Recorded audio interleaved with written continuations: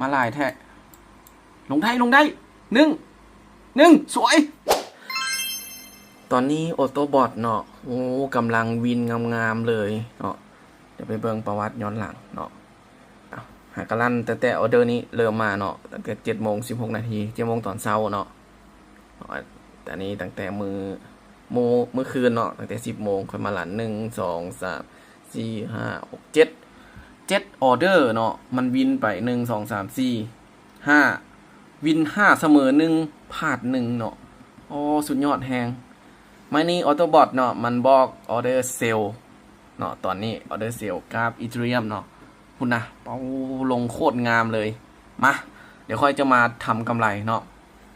จะไปสักออเดอร์2ออเดอร์เนาะถ้าว่าเจอไม่ที่ค่อนข้างว่ามั่นใจเดี๋ยวค่อยจะจัดออเดอร์เดี่ยวพอเนาะวินไปอีกแล้วสุดยอดแฮงเนาะสุดยอดแฮงมาตอนนี้แฮงขายกำลังมาตัวนี้นี่แฮงขายกำลังมาแฮงเนาะถ้าว่าออเดอร์นี้ออโตบอทเนาะบอกเซลเดี๋ยวค่อยเอาปลายมันไปเลยเนาะถ้าบอกเซลนี่จัดไปเลย222วินไม่เดียวพอออเดอร์นี้เซลจัดไปเซลจัดไปเลยไม้นี้จัดไปเลย222เนาะออเดอร์เซลมาลุ้นน้ำกันออเดอร์นี้ถ้าวินนี่ค่อยยุดเลยเนาะออเดอร์เดียวพอ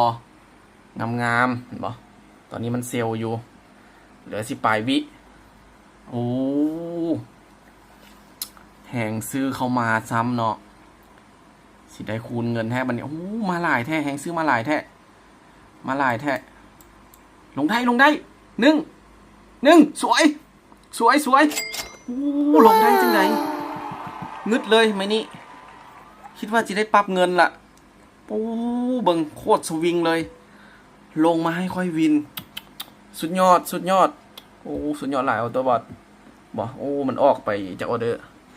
บอกตั้งแต่1 2 3 4 5 6 7 8 9มันออกไปแล้ว9ออเดอร์วิน7พลาด1เสมอ1โอ้สุดยอดแฮงออเดอร์เดียวพอเลยเนาะบ่ไปต่อละออเดอร์เดียวพอละกำไรอยู่ประมาณ200นิดๆนะเดี๋ยวไปให้เบิ่งกำไรเนาะว่าแมนออเดอร์เดียวแท้บอเนาะเพราะว่าค่อยหากะออกเนาะออเดอร์นี้เป็นออเดอร์แรกเนาะออเดอร์นี้เป็นออเดอร์แรกของวันเลยแหละเนาะออเดอร์นี้เป็นออเดอร์แรกของวันมาเดี๋ยวลุ้นออเดอร์นี้ก่อนเนาะมันบอกออเดอร์บายเนาะมันบอกบายไปแต่ว่าค่อยบ่ได้ออกออเดอร์ละเนาะมาเบิ่งตอนนี้4 3 2 1โอ้สุดยอดแฮงวินอีกละเนาะวินออกละมันออกไป10ออเดอร์เนาะโอ้10ออเดอร์เนาะมันพลาด1